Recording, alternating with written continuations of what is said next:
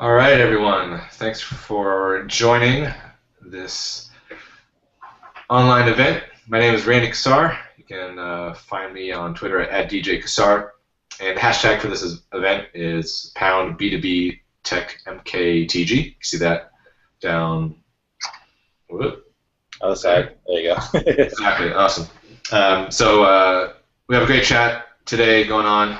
If you guys have not seen where we're at, to ask your questions and include your commentary on this topic, which is grassroots marketing, definitely go to the Blythe homepage, blythe.com, and you should see it there.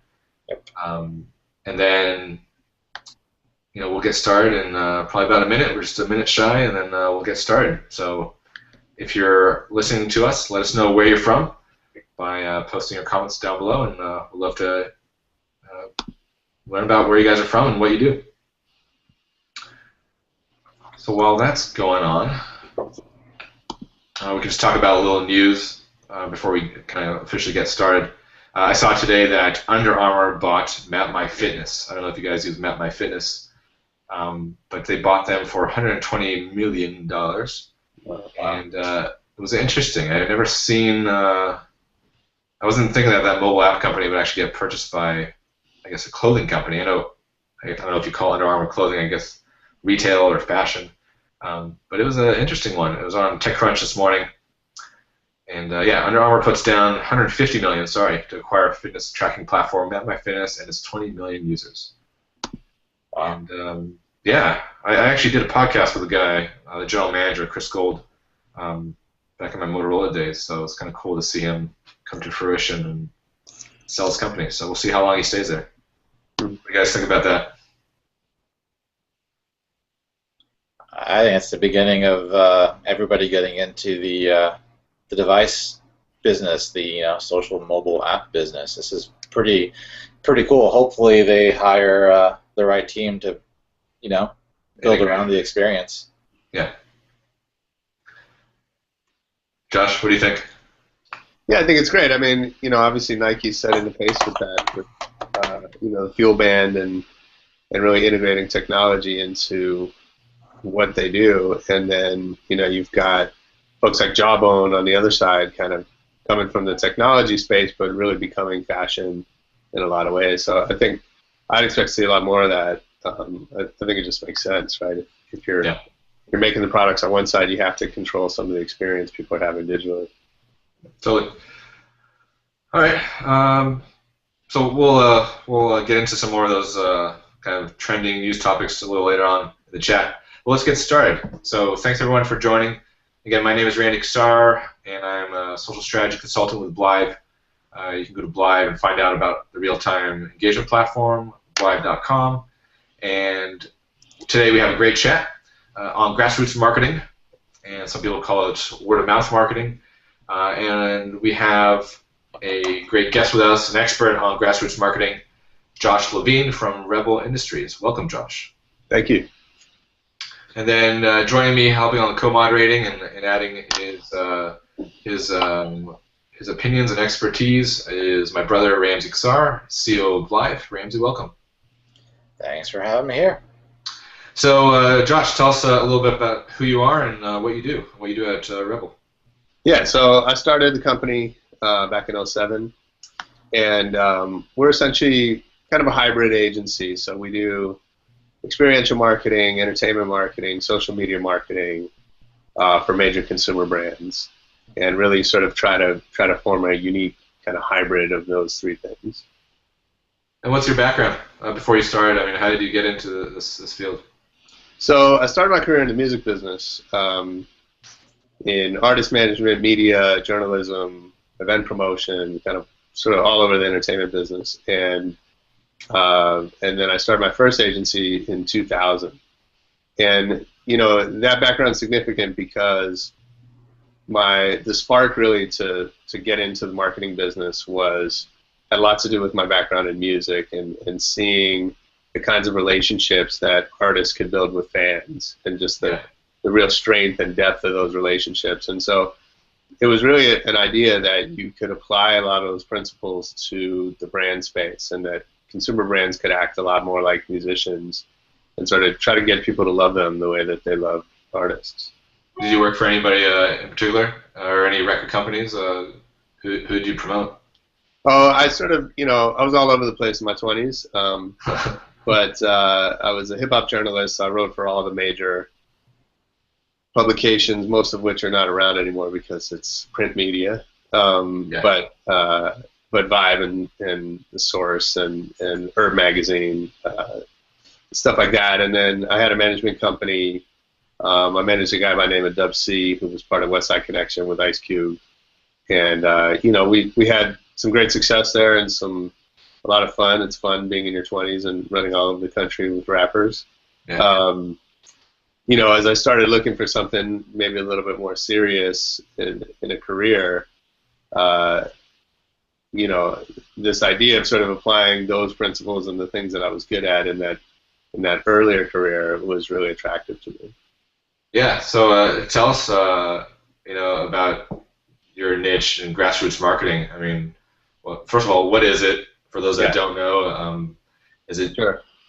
What do people call it these days versus before? Has it been around since dawn of age, or what? Tell us about it.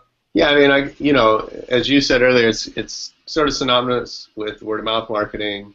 There's a lot of overlap, certainly, to social marketing. But in some ways, what we do is the oldest form of marketing.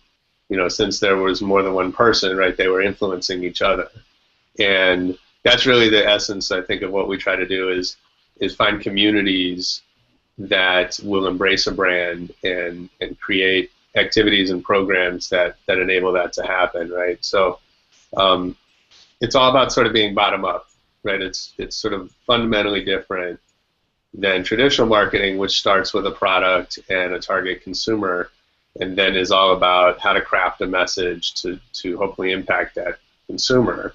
Yeah. This is the opposite, right? This is starting with who's the consumer and what can we learn about this person or this group of people, right? And especially groups of people. So the idea that we humans organize into communities naturally, and that by definition communities influence one another, and that brands have the opportunity to then participate and sort of become part of those communities to contribute in a way that drives awareness, drives word of mouth, drives loyalty, and purchase. Before we get to Ramsey, you have some questions. So you guys focus on what particular vertical? Well, we're across the board in terms of consumer products. So we spend a lot of time in automotive marketing. Early in my career, I worked on Scion for about 5 years. I was involved in all of their lifestyle marketing. We worked with Mazda and Hyundai and Honda in the automotive space. We also do a lot in the CPG space. So Dr. Pepper, Gallo wines. Really, lately, it's a lot of beverage. But we've also done quite a bit in entertainment and technology as well. Okay. Really, any consumer products. All right, and for those that are listening and we're thinking this was a B2B chat, it is a B2B chat, and the reason I brought Josh on is that there's a lot of learnings that we can learn from B2C side that can be applied towards the B2B space, right, Josh? Don't you think? Well, yeah, actually, I mean that's one of my challenges is applying those learnings even to my own business, because I'm in a B2B business, right? I sell to corporate marketers, and in some ways, I can't, even if I wanted to, sort of market to them traditionally, because it sort of contradicts everything we say about how to reach consumers. Yeah. So we kind of have to live, by our own rules and figure out how to apply the things that we do for our customers to how to attract customers. Yeah, go for it, Ramsey. So, Josh, we were just trying to think here, Andy and I, about some great questions for you. In terms of grassroots marketing, are there some examples, some success stories that you can share with us that you Sure. guys have produced? Yeah, I mean, I'll tell you about a couple that we produced, but for me, Red Bull does it better than anybody else in the world, I think, and that's not I'm not taking credit for that. You wish. That's good. I love those guys. Yeah, I mean, if you think about them, they're a company, they're a lifestyle company that happens to make an energy drink, but the contribution that they've made, if you're a music fan, an action sports fan, if you like quirky, weird, fun stuff, right? They've touched your life, and they've done it in really interesting ways through media, through events. Yeah, they produce so much media. It's insane. Absolutely, yeah. I mean, they actually started their own record label, they have the Red Bull Media House, which is a content production company. They have the magazine, the Red Bulletin that they create, right? And so, I mean, those guys get it, and they've built it fundamentally into the DNA of their business, which is that we're going to find these communities where we can participate, make a contribution, give back, and that's what it's all about. And so, a lot of this business is about getting people to like you, right? Because you're doing cool things that are valuable to them, and when you do that, there's a better chance that then they'll listen to the argument about why you should buy, their products. So that's really the model that we follow and try to learn from on a daily basis. On our side, we've had great success with Mazda. We launched a youth car in 2010, and so we created a music program around that, which was about this artist Mayer Hawthorne, and so it was about empowering him to give back to his fans by using the brand, right? So we did a concert tour with private meet and greets. We did. He's really into food, and he interacts with his fan base around food. So we created a web series. So while he was on the road, he went to like the cool dive restaurant in each city and did kind of a restaurant review, and sometimes invited fans out to join him. And so there's a lot of stuff like that was about kind of enriching the relationship that he has with his fan base and making sure the brand gets credit for that, as opposed to, again, the traditional model is, we need a banner on stage, we need a car out front, we need, pretty girl standing next to the car collecting leads, right? Like, but what people care about ultimately, if you're at a concert or if you're in that environment, is the experience that they're having, that they paid for, that brought them out in the first place. It's not about, no one goes to a concert thinking, oh, I can't wait to see who's sponsoring tonight. So the thinking is, don't try to fight that, but play into that and be part of the experience and contribute to it. Go ahead, Rose. Oh no, that's a great example.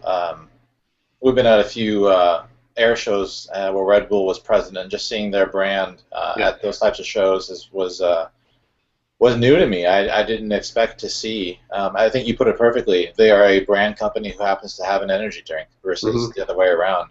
Right. The fact that they're putting themselves out there like that is, I give them credit for that creativity. Do you compare them to Virgin America, maybe, or Virgin? Well, in a lot of ways, yeah. I mean, Virgin. I mean, it's different, right? Because they're in so many different businesses, but they have such a clear. It's so clear what they stand for and what they are, that no matter what industry they're in, you have a good sense of what you're going to get from Virgin.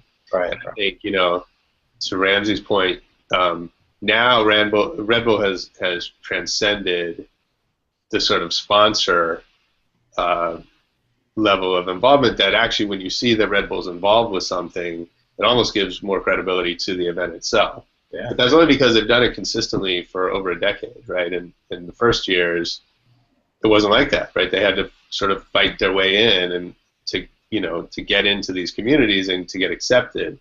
But then once people see that you're sincere and you're consistent and you're not just you're not just going to throw some money at something and then walk away from it next year, then consumers start to embrace that. From a grassroots marketing perspective, being a startup, we have done our fair share of some of those tactics and techniques. We've, even in the case of today, we're using our own product to promote knowledge, right? And obviously integrating it with Google Hangouts. So just from a perspective of how folks in the B2B space could continue to learn from events like today or other events that you've done, how do you think grass marketing fits into that whole B2B landscape? Yeah, so in some ways, on the surface, I think the process is really different. That um, B2B buyers just make very different sort of purchase decisions than consumers do. They tend to be a lot more informed. There tends to be a lot more thought and consideration that goes into those things. So all that feels very different, but I think the reality is that the underlying principle is the same, that the better you know your customer and the more committed you are to delivering value to them, the more successful you're going to be, right? And so I think it's, back to the Red Bull example, right? It's about consistency. You go set up at a trade show, and if you're hoping that at that one trade show you're going to write enough orders to make your business a success, you're kind of losing the point, right? The point of these trade shows is that this is a community, that if you're in business, you're in a community, and the more active you are and the more you give back to that community, the more successful you're going to be. True. Yeah, I mean, you got to be engaged with the community. I mean, you got to build trust, authenticity. Yeah. And if you don't have that, whether it's a B2C space or B2B space, no one's going to believe you. Absolutely. And you see that from numerous case studies on like social media marketing. What's good social media marketing versus bad? I mean, it's right.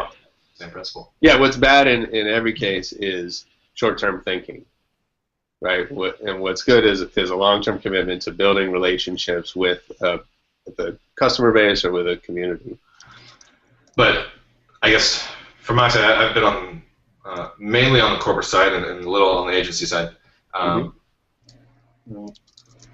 One of the issues now at corporations is like, we need to get leads by X date, and we need it now.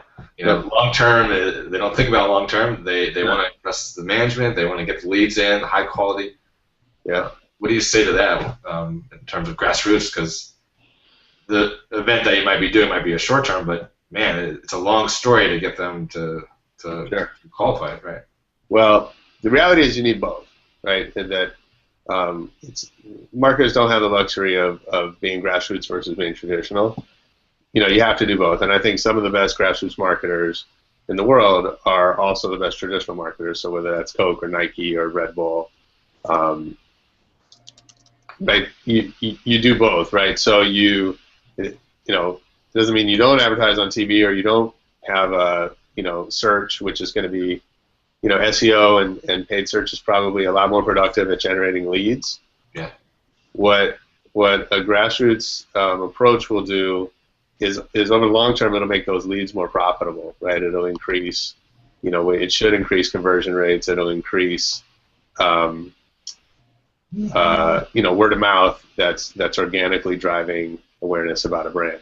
So it really is both, and I think, to your point, obviously our clients have the same challenges. They they might have some big idea that they're excited about, but up the ladder somewhere is somewhere saying, okay, where are the results? And it becomes our job to work with them to build sort of milestones along the way that show that we're on the right path, that we understand the KPIs that are important to a company, and that we can kind of accomplish both things, and that really becomes our challenge. Yeah, we'll get to the measurement question very soon. Sure. And you talked about challenges.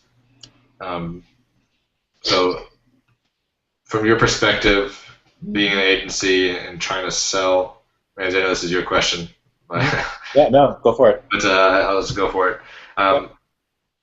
Being in an agency and trying to sell to companies, this idea of grassroots marketing and something that's different perhaps from what they usually do. Mm-hmm. How do you go about selling this idea and this thought process, this ideation process of trying to build something for them? Yeah, that's a great question. There's probably a couple ways I'd answer that. One is that we find the people who already kind of get it and are looking for this type of solution. Right, and what we found is that across corporate America, there are the people who love the way that things are. Yeah, that tends to be a small group at the top. The people that don't care and just want to leave at 5 o'clock no matter what. And then there are the people that are really dissatisfied with the status quo and they want to be change agents and they want to do something that's meaningful to them and their brands. And so, our job is to be visible to those people because they're looking for help, and be clear and honest about how we can help them. And that's really kind of what drives, our business development efforts, is finding those people within the company and engaging with them. Yeah. Most often that happens through word of mouth, right? It's through someone we've worked with before. That's a lot of referrals. Absolutely. Almost 100% of our business comes through our network. Okay. Of people we've either worked with or collaborated with in some manner, or they've seen me speak or have seen me being an active participant in our community. Sure. So yeah, trying to find those influencers is a hard thing to do.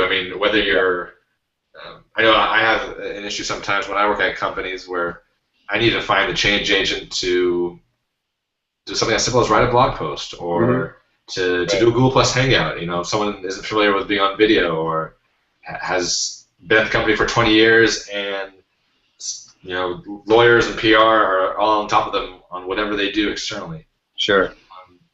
Do you think that the company that has been around for longer can still do grassroots marketing, or is it more for the kind of someone that's been around in the past maybe 5 to 10 years?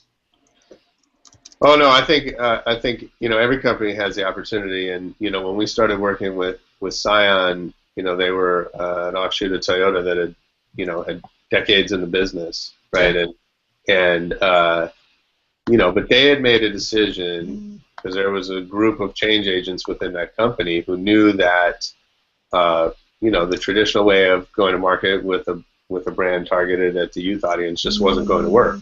Yeah. And so they didn't know all the answers of what they needed to do, but they knew that they needed to do something different.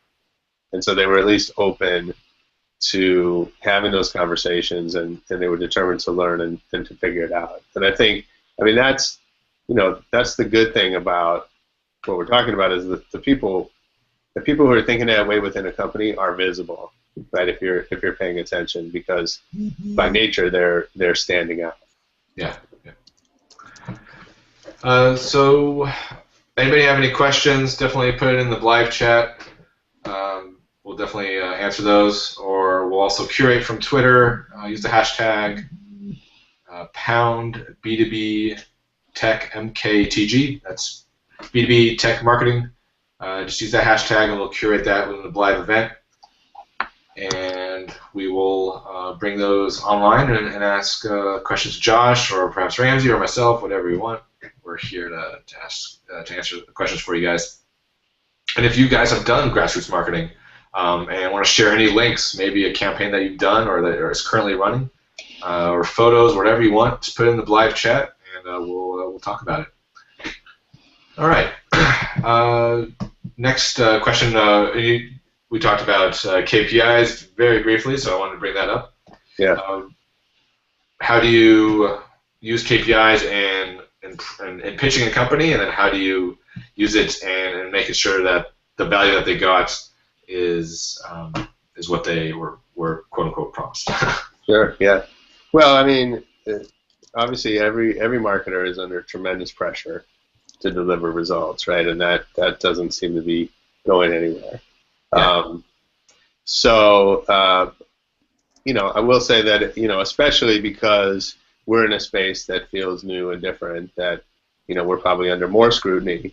We've had lots of clients or potential clients put us really under the microscope, while at the same time they're spending millions on ads that no one sees and no one cares about.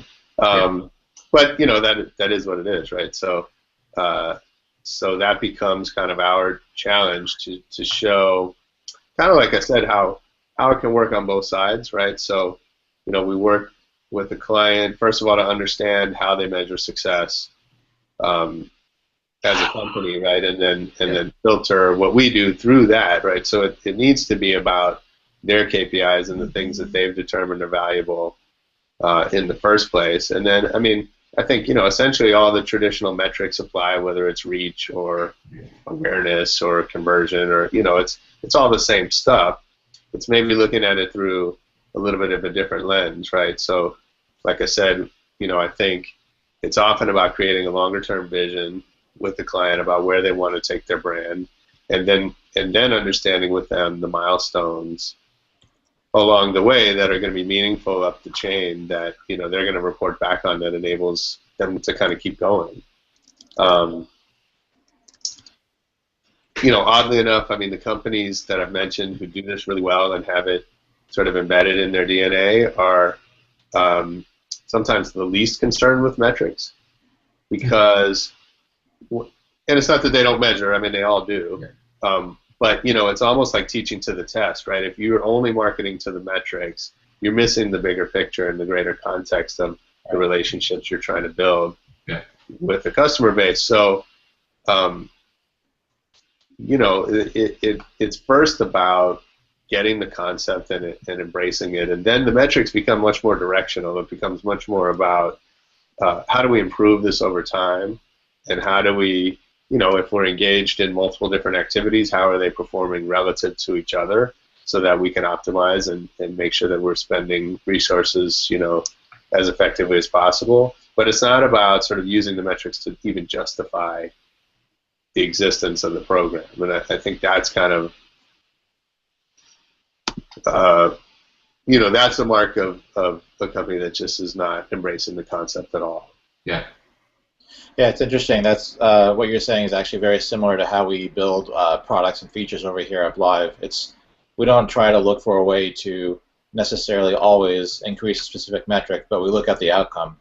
Sure. Outcomes and metrics aren't always equal, right? So when you build a great product, you have to be able to think about the outcomes and think about the person in mind, and then go from there. Yeah, absolutely. I mean, we hear a lot about objectives from clients, and invariably it's things like buzz and word of mouth and cool factor, stuff like that. And then we ask, okay, how are you going to know when that's happened? And and there's often a lot of blank stares, and we have to sort of figure out with them, what are the indicators that you can look for that will show you that that's happening. Yeah. Absolutely. Cool. Yeah. All right. Let's see. We are about 5 minutes away from closing time. Thanks everybody for tuning in so far, and wherever you're from, we appreciate it. We do these every Thursday at 10 o'clock, and if you're interested in joining us, just send me an email, randyk@blive.com, or on Twitter @DJKassar. All right. Before we get on to the rapid fire questions, Ramsey, I don't see any questions coming in. Nope, not today. People are voting in polls, but there are no questions to send at this moment. You got any questions, Ramsey? Any other questions that have come up? No, nothing through Blive, and for me, I mean, I think in the end, kind of what Blive is about this some of the same core concepts that Josh is talking about around audience engagement and being able to identify the right folks within the company to attack the market with and create some great solutions for the brand. So a lot of what Josh is saying is ringing true to cover kind of our own internal core values, right? Yeah. And at some point, Josh, it'd be a fantastic conversation to have with you about kind of what we do and some of the brands that you work with and how we can kind of help you guys from a grassroots marketing perspective. Absolutely. Provide your clients with an even more robust kind of interactive experience. But I love everything that you're saying. I mean, grassroots marketing is the way that this is the way that marketing is going to trend, and there's going to be I think we're at that inflection point right now between traditional marketing and kind of grassroots / social marketing. And the more we talk about this, the more people will find the value from this, right? I mean, customers out there, big brand customers, are going to get bored with traditional marketing, and it's up to us to create the next gen of tools to keep them engaged and entertained and eventually for them to become, brand advocates. Mm-hmm. Absolutely. Yeah. All right. Neil Schaefer on Twitter is trying to join us. Thanks to Egg Marketing, Susan, who has retweeted us. And so that was really helpful, so thanks to that. And any other people I tweeted, thank you for responding. All right, so let's do some. Randy, there is one quick question that came in by someone by Frederick. Sure. He's asking here, have you done any print recently? I guess he's thinking about postcards and whatnot. Yeah, I mean, we do a lot of print stuff like that at events in terms of, giving people something to walk away with. Print sometimes can work as well or better than a digital takeaway. We haven't. We used to do a lot of more sort of traditional, like custom publishing. We haven't done that in a while in print. How do you measure the effectiveness of traditional versus print? I mean, I think you can. If I understand what you're asking, I think you can measure response rates and conversion rates. You can have custom URLs or codes, and measure redemption, that kind of thing. Okay. Great. Randy, do you want to go into the quick fire before we finish up here? Yeah, definitely. Just take a couple pictures. That's what the sound is. I should have smiled. What is that? Paparazzi. All right. Rapid fire questions. We need we need some music on this one. We need a little jingle for that. Yep. Yeah, I know. Rapid fire question. All right. Here we go. So these are either yes or no, or probably less than 15-second questions. Okay. I could give you 30 seconds. Do I have a timer? No. But we'll go with that. Will I buzz you? Yes. What was that? Will I buzz you? Yes. Yes. All right. What was your first job? Taco Bell. Yes. Gorditas. All right. When did you join Twitter? Oh, I don't remember, but pretty early on. Pretty early on. All right. Yeah. Have you used Snapchat? No. Do you plan to use Snapchat? No. What do you think of their $3 billion? What do you think of their $3 billion valuation? Or sorry, their rejection of their $3 billion purchase from either Yahoo or from Facebook? Bold.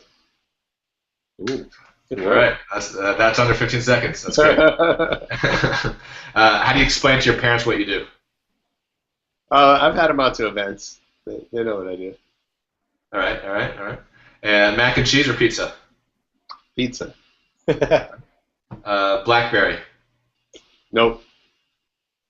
What do you think about BlackBerry's future? No, I mean, I had 5 BlackBerries before I went over to iPhone, and I thought they had something great, and they just kind of lost the plot. It's really tough to come back. There's, other folks have made up so much ground while they've been sort of floundering. So I wouldn't put my money there. It might happen, but. All right, and last question. Last place you took a vacation to? Oh, I went to Belize. Ooh, awesome. Hopkins Bay, Belize, last month. Highly recommended. Have you done any international campaigns from a grassroots marketing perspective? We've done a little bit, but most of our work has been in the U.S. All right. So this wasn't a business and pleasure trip. This is purely pleasure. No, that was just pleasure. Hey, Randy, there actually one question came in through the actual Google Hangouts interface. I don't know if you want to take it or. I don't see that. Yeah. Okay. It says Heineken, the brand, says risk is ingrained in its DNA. So the question is, how do you get conservative companies to adapt this approach? Well, I mean, I think again, all of the great marketers, or at least at the large company scale, are they're all conservative. They would all describe themselves that way, and so I think the reality is it's about taking measured risks, and so we're not recommending that a big marketer cancel all of its traditional advertising and dump it all into the kind of stuff we do. It's about a balance, right? And so companies should be investing some percentage, bless you, of their marketing budgets into grassroots marketing. I would absolutely agree with that. Yep. Great answer. All right. I think we're pretty much are at the end of our show.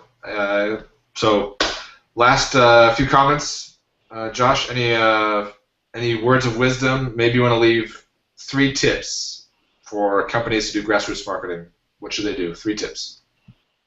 I probably just have one, which is do more listening to your customers and to your potential customers. Obviously, to me, that's the biggest advantage that social media has given us is the ability to hear what's being said, not only about our companies or companies we work with, but about what people are really passionate and interested in. And most companies, as a rule, do a really poor job listening because they're talkers. Yeah. And how do people contact you and find out more information about Rebel Industries? Yeah, so I'm at Jay Levine on Twitter. I'm at josh@rebelindustries.com, and definitely reach out and ask me a question. All right, awesome. Thanks again for joining. Ramsey, any final thoughts? No final thoughts. I'm good to go. Thanks, Josh. Appreciate the time. Great insight. Yeah. Thanks for having me. Yep. All right, thanks, guys. And last picture on Google Plus Hangouts. Everyone smile at the camera. There we go. All right. Awesome. All right, have a great one, everybody, and we'll see you next Thursday at 10 o'clock Pacific Time, 1 o'clock Eastern. Again, if you ever want to reach us, you can hit up @Blive, or you can find me at DJ Xar or Ramsey at RamseyK on Twitter. Thanks again, and you guys have a wonderful day. Thanks again, Josh. Take care. Thanks, man. Take care. Bye.